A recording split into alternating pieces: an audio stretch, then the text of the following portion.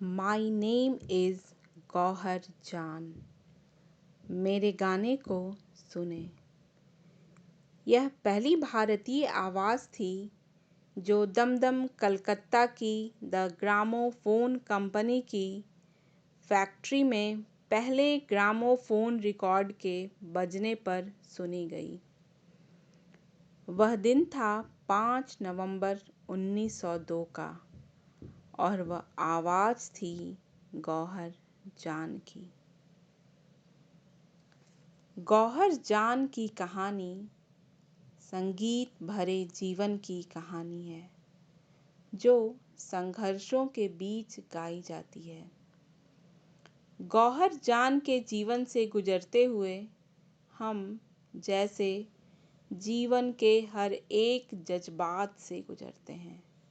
राजसी ठाट बाट, शानो शौकत, लाव लश्कर को गुजरते हुए देखते हैं तो वहीं अकेलेपन और गुमनामी के डर से भी गुजरते हैं। सही शब्दों में गौहर जान की जिंदगी एक कहानी है जिसे सुना और सुनाया जाना चाहिए। गौहर जान स्टार थी। जिस किसी महफिल में गाती और नाचती, सुनने देखने वालों की भीड़ जमा हो जाती। First dancing girl, first Indian international star और साउथ एशिया की ग्रामोफोन पर रिकॉर्डेड पहली भारतीय गायिका का समा ऐसे ही बंधना चाहिए कि लोग बाग इतने उमड़ पड़े कि उनके बैठने खड़े होने की जगह न हो। मोरा नाहक लाए गवनवा, रस के भरे तोरे नैन, मेरे दर्दे जिगर सुनने के बाद कई कई दिनों तक दिल दिमाग पर तारी रहते थे। उनका नाम ऐसे छाया था कि ऑस्ट्रिया में बनने वाली माचिस के डिब्बियों पर उनकी तस्वीर होती थी। पोस्ट कार्डों पर भी उनकी तस्वीर छपी होती थी। पुरुष प्रधान समाज में एक महिला होकर, तवायफ होकर शोहरत और दौलत कमाना एक बहुत बड़ी बात थी और उससे भी बड़ी बात थी अपनी जिंदगी अपनी शर्तों पर जीना। तमाम तरह के शोषण और धोखे के बीच अपने भीतर के कलाकार को जिंदा रखना, निखारना और बचा ले जाना। गौहर जान की कहानी जिंदगानी एक प्रेरणा भी है। 13 साल की अबोध उम्र में यौन शोषण के बाद जैसे छम छम छुम छुम चमकते हुए पाजेब टूट गए। घुंघरुओं के टूटने और बिखर जाने से निराश होने के बजाय गौहर ने एक एक घुंघरू दोबारा इकट्ठा किए, पिरोया और पहनकर ऐसा नाची, इतना गाई कि उनकी आवाज़ जैसे सहस्राब्दियों तक फैल गई। गौहर जान बहुत ही जज्बे वाली महिला थी। उनका बचपन बहुत ही तंगहाली और परेशानियों के बीच गुजरा तो बाकी उम्र एक किस्म के खालीपन के साथ। गौहर के जन्म का नाम एंजेलिना योवार्ड था। पिता विलियम योवार्ड एक अर्मेनियाई थे और माँ विक्टोरिया एक प्रशिक्षित गायिका और नर्तकी थी। गौहर ने नृत्य और गायन की प्रारंभिक शिक्षा अपनी माँ से ही ली।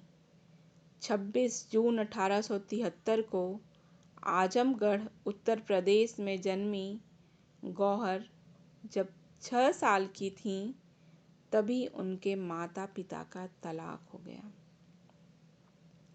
विक्टोरिया ने मलक जान नाम के शख्स से शादी कर ली, इस्लाम धर्म अपना लिया और इनका नाम मलका जान हो गया और एंजेलिना का नाम गौहर जान हो गया।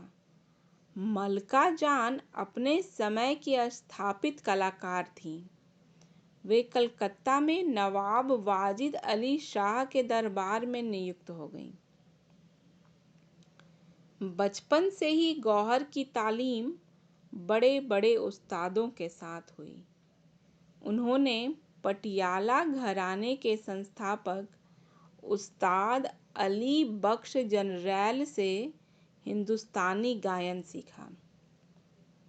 गुरु बृंदादीन महाराज से कथक, सृजनबाई से ध्रुपद और चरणदास से बंगाली कीर्तन में शिक्षा ली। इसके अतिरिक्त रामपुर के उस्ताद वजीर खान और कलकत्ता के प्यारे साहिब से गायन की तालीम हासिल की। इस तरह छोटी उम्र में ही ध्रुपद, ख्याल, ठुमरी और बंगाली कीर्तन में उन्होंने महारत हासिल कर लिया था। उन्हें रविंद्र संगीत की भी अच्छी जानकारी हो गई थी। गौहर ने उत्तम शिक्षा प्राप्त की थी और एक सुसंस्कृत महिला थी। 1887 में गौहर जान शाही दरभंगा राज में संगीतकार नियुक्त हो गईं। 1896 से उन्होंने कलकत्ते में महफिलें सजानी शुरू कर दी। चाहने वालों ने सिर आंखों पर बिठाया। गौहर संगीत की दुनिया में अपने छाप छोड़ने लगी। 1900 से 1920 तक लोकप्रियता के सबसे ऊंचे शिखर पर रहीं। बंगाली, हिंदुस्तानी, गुजराती, तमिल, मराठी, अरबी, फारसी, पश्तो, फ्रेंच और अंग्रेजी समेत कई भाषाओं में गजल, ठुमरी, दादरा, भजन, चैती, तराना आदि गाए। हिंदुस्तानी शास्त्रीय संगीत को नए मुकाम दिए। 600 से भी अधिक गाने रिकॉर्ड किए। गौहर जान दक्षिण एशिया की पहली गायिका थीं जिनके गाने ग्रामोफोन कंपनी ने रिकॉर्ड किए। हिंदुस्तानी संगीत को महज 3 मिनट में समेटकर उन्होंने बखूबी गाया और निभाया। हर रिकॉर्ड की समाप्ति पर वो कहती, माई नेम इज गौहर जान। इस तरह गौहर जान देश भर ही नहीं विश्व भर में जानी गई। ठाट बाट से बन ठन कर शाही अंदाज में रहना गौहर का शगल था। वे 19वीं शताब्दी के शुरुआती दशक की सबसे महंगी कलाकार थीं। उस समय वे करोड़पति थीं और आलीशान जिंदगी जीती थीं। रानियों की तरह रहती थीं। जहां भी जाती पूरे ताम झाम और लाव लश्कर के साथ जाती। उनके पास घोड़ों वाली बग्घियां भी थीं जो उस समय ऊंचे रसूख वाले लोगों के पास ही होती थीं। कहते हैं कि अपनी हर एक रिकॉर्डिंग के समय वे नए कपड़े और जेवर पहनती थीं, लेकिन शोहरत, भव्यता और शान शौकत की उनकी आकर्षक दिखती जिंदगी में छुपे हुए कई दर्द थे। वो एक तवायफ थीं जिन पर पैसे तो खूब लुटाए गए लेकिन सम्मान नहीं दिया गया। उनकी जिंदगी में कई पुरुष आए और गए। गौहर जान ने बार बार प्यार में धोखा खाया।